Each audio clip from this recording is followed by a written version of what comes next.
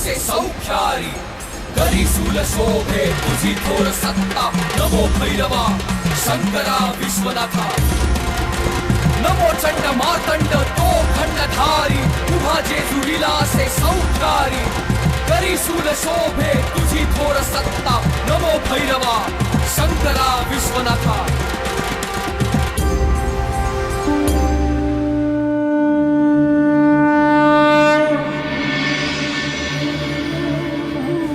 नारायण नारायण।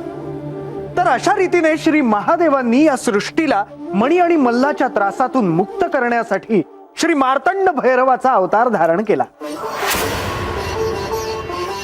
या अवतारामुळे सर्वत्र चैतन्याचे वातावरण निर्माण झाले। आता श्री महादेव मणी आणि मल्ल यांचा काळ बनून युद्ध पुकारण्याची सर्वजण प्रतीक्षा करत होते। आता केवळ आणि केवळ श्री महादेवच मणी आणि मल्ल यांना शासन करणार हे स्पष्ट होते। हे देवा, तुम्हीच सूर्य आहात, तुम्हीच चंद्र आहात, तुम्हीच वायू, तुम्हीच अग्नी आहात, तुम्हीच जल, तुम्हीच आकाश, तुम्हीच पृथ्वी आणि आत्माही तुम्हीच आहात। असे एकही तत्व नाही ज्यात तुमचा अंश नाही। अशा या भक्तवत्सल तुम्हाला माझा प्रणाम असो।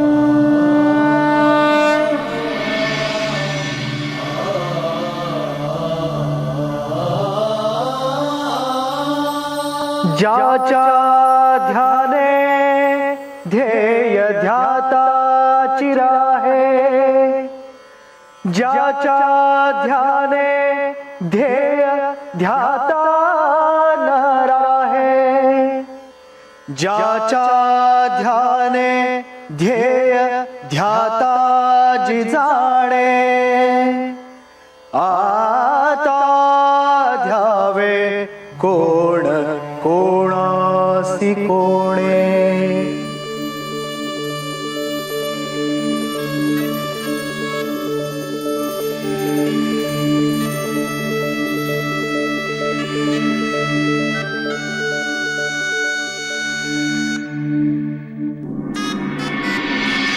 अरे बंडूबा, तुम्ही बाई? हा, नमस्कार. नमस्कार नमस्कार पाहुणं.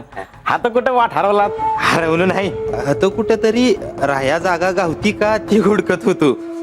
कसा आहे, आजा म्हणजे बानूचा बा बानूकडे राहणार आहे आणि मी दुसरीकडे राहणार आहे. कसा आहे, आपल्यामुळं बानूला कशा पाय तारास आहे का नाही म्हणून. पाहुणं उगा नका करू काय की, या गावामध्ये तुम्हाला पक्कडची जागा धावतो, तुम्ही तिथंच जावा राहा. लय उपकार झालं गणूबा. आणि बरं का पाहुणं, हा, तुम्ही रातच्याला ततच या राहा. माझी गडावरची कामं उरकली की मी बी येतो तुमच्या संग. होय का? बरं बरं, आता लागलीच बानूकडे जातो आणि बानूला आणि आजाला सांगून येतो. वय वय वय, येऊ का? या सांभाळून जा. सांभाळ.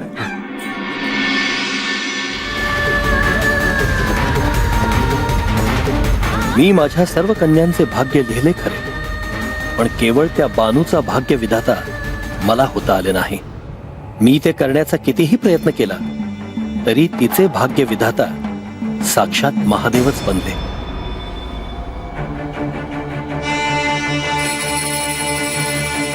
शचीदेवी, तुम्ही? मला माझ्या कन्येला भेटायचे आहे. तिला भेटायची ओढ मला स्वस्त बसू देत नाहीये.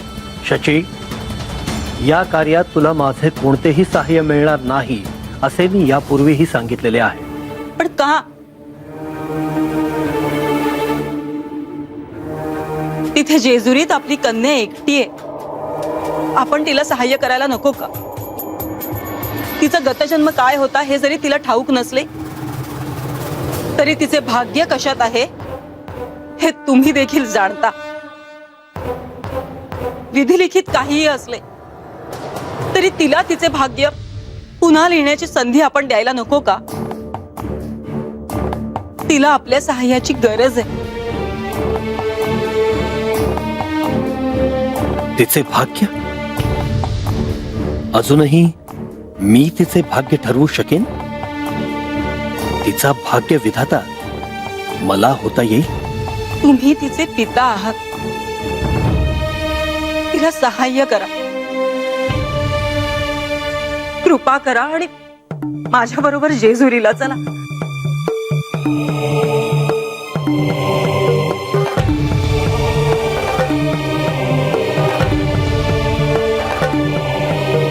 तुमची भावना मी समजू शकतो.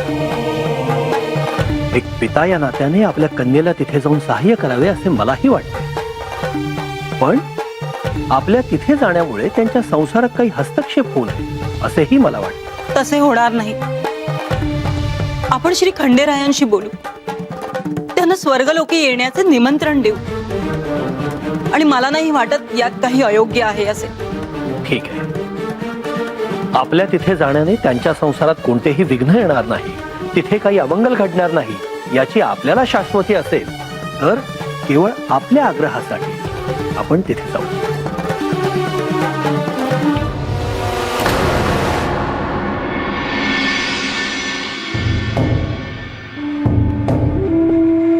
कोण काय बी बोलना झालंय. म्या यावं का आता?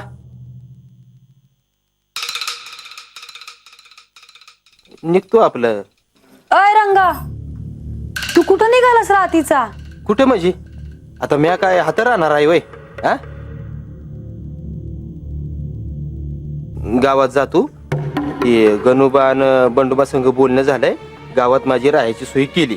मग जीवनच जा ना आता. वैस दम जरा. हा हे ना करा, राहू दे. कशा पाय उगे राहू दे. उगा स्वतःचं डोसकं चालू नका सा. बानू म्हणतीया ते ऐक म्हणजे झालं. काय राजा? ए आजा, अरे कुठं हरवलास? आता कुठं काय नाही. आजा अरे बोल की काहीतरी. मगा धरणं बघती म्या. तुझं कशात बी लक्ष नाही हे दिसतंय आमासनी. आज गडावर महाराजांचं आख्यान ऐकलं. आख्यानामध्ये देवाच्या अवताराचं समजलं. चार चांगल्या गोष्टी कानावर पडल्या. अजून बी डोळ्या मोरनं देवाची मूर्ती जात नाही बघ माझ्या. हा समद कळालं बा. माझं भाग्यच आहे म्हणायचं.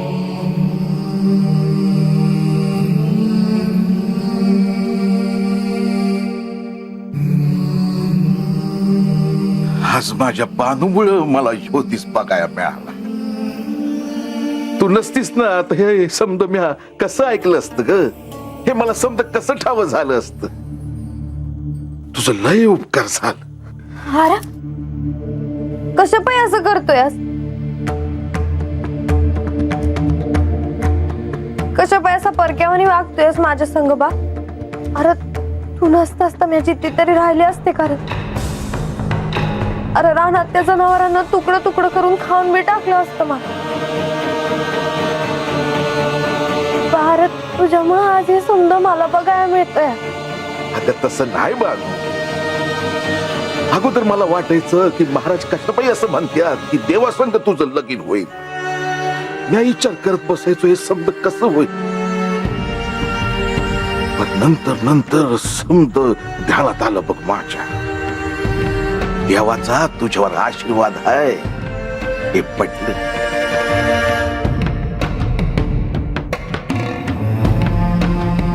अगं म्या नसतो ना तर दुसरा कोणीतरी तुझा जीव वाचवला असतं बघ.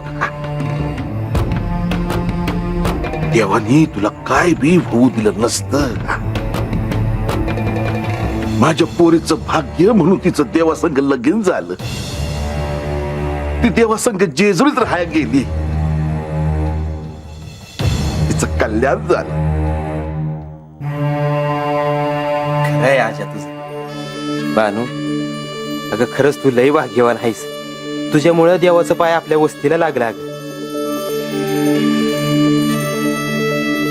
पुरं झालं आता. उगा मला मोठं नका करू. नाही बानू, आज आम्हा समध्यासनी देवांच्या अवताराचं तुझ्या पायी समजलं बघ. किती बी नाही म्हणलीस तरी तुझ्या पायी आम्हासनी देवांचं दर्शन झालं हाय हे खरं आहे बघ.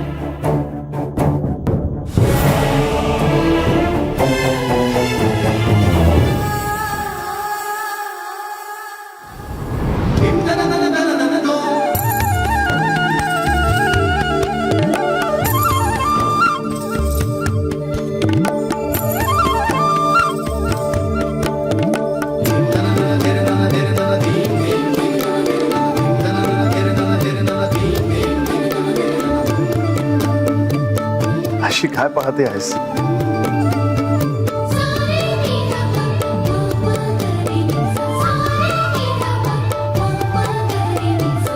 आज आख्यानात तुमच्या या अवताराच्या जन्माची कथा ऐकली. माझ्या अंगावर रोमांच उभे राहिले. ज्या दिव्य स्वरूपात तुम्ही अवतरलात ते क्षण माझ्या डोळ्यासमोर उभे राहिले. तू प्रेमाने हे चरित्र ऐकते आहेस म्हणून तुला तसे वाटते. भाव नसेल तर भक्तीला काहीच अर्थ उरत नाही.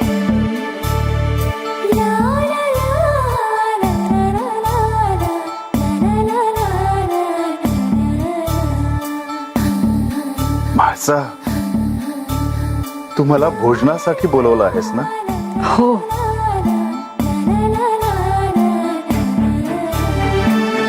बसा.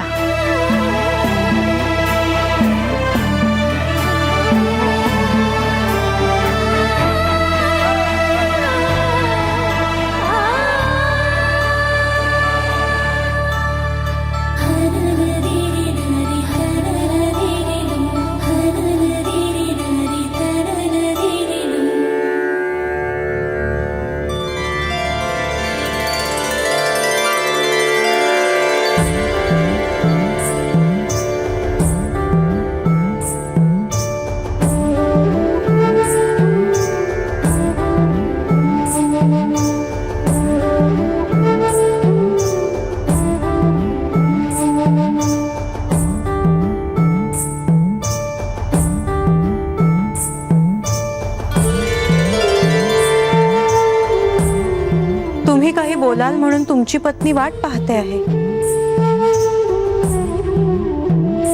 देवी, मी तुमच्याशी बोलायलाही वेळ ठेवत नाही ह्याची कल्पना आहे मला.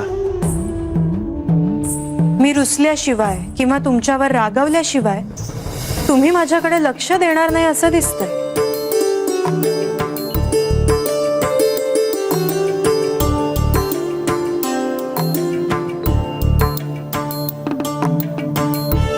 देवी, तुम्हाला माझ्यावर रागवता तर येणार नाहीच, परंतु तुम्हाला माझ्यावर रुसता देखील येणार नाही. बघा,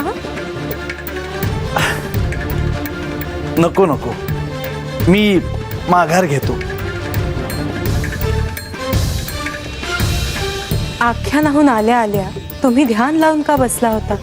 इंद्रदेव आणि शची गडावर येत आहेत असं दिसतं आहे. परंतु कशासाठी? इंद्रदेव आहेत ते. काहीतरी स्पष्ट हेतू असल्याशिवाय ते येणार नाहीत. आणि त्यांच्या मनात नक्की काय चाललं आहे हे कळणं देखील अवघड आहे. परंतु गेल्या वेळेस इंद्रदेव आणि म्हाळसा देवी यांच्यात वाद झाला होता. तरीही बाणाईचा विवाह श्री खंडेरायांशी होऊ नये यासाठी त्यांनी ऐन विवाह सोहळ्यात विघ्न आणली होती. परंतु देवेंद्रांना त्यांची चूक कळली असेलच ना आतापर्यंत? असंच अपेक्षित आहे. परंतु तसं नसेल तर मग अवघड आहे. त्यात शचीचा जीव बानूत गुंतला आहे. तिच्यासाठी काही करता आलं नाही ही गोष्ट तिच्या मनात अजूनही सलते आहे. सगळ्यांना एक गोष्ट मात्र समजत नाही की भविष्यात एक असा क्षण येणार आहे जेव्हा श्री म्हाळसादेवी बाणाईला क्षमा करतील आणि प्रेमाने गळा भेटही घेतील. तोपर्यंत त्यांना अशाच दुःखातून जावं लागणार आहे. ही शिवलीला आहेच, परंतु त्याचबरोबर महाकालीची देखील ही लीला आहे.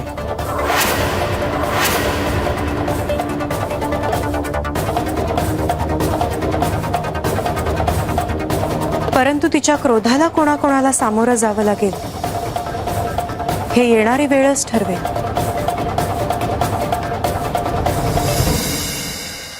हे सगळे पदार्थ मी माझ्या स्वतःच्या हाताने बनवले आहेत.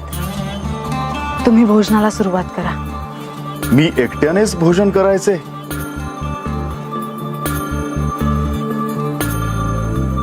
हो, मी तुमचं झाल्यावर बसेन. नाही, तुला माझ्या बरोबरच भोजन करावं लागेल. आराध्याच्या आधी भक्त कधी भोजन ग्रहण करतो का? आराध्याने नैवेद्य ग्रहण केल्यावर भक्त प्रसाद म्हणून भोजन ग्रहण करतो. पण जर आराध्यानेच नियम मोडले तर? आराध्याने नैवेद्य ग्रहण केल्यावर भक्त प्रसाद म्हणून भोजन ग्रहण करतो. पण जर आराध्यानेच नियम मोडले तर? मग भक्ताने आराध्याला हाताने भरवावं लागेल. बर.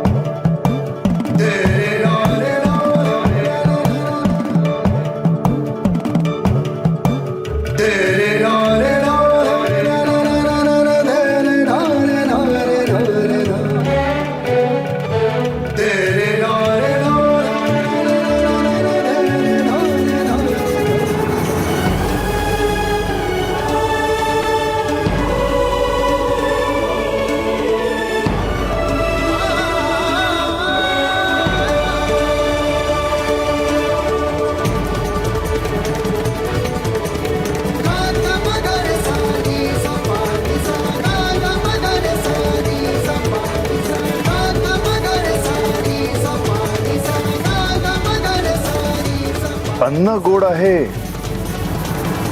की तुझ्या हाताला चव आहे हेच कळत नाही.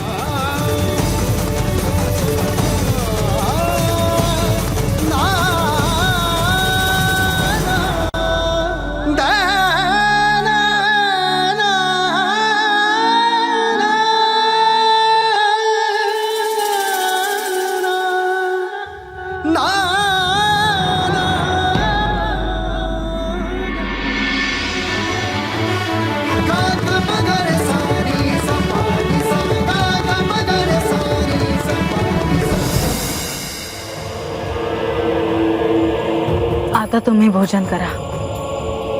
सेवकांनी पाहिलं तर काय म्हणतील? त्यांना ठाऊक आहे की खंडोबा ह्या अन्नपूर्णेच्या हातचं खाऊन तृप्त होतो. आख्यानात यानंतर तुम्ही अजून काय केले आहे हे ऐकण्याची माझी उत्सुकता अजून वाढली आहे. त्याआधी गडावर काय काय होईल ह्याची मला चिंता आहे. काय होणार आहे गडावर? कोणी अनाहूत अतिथी येण्याचा संकेत आहे.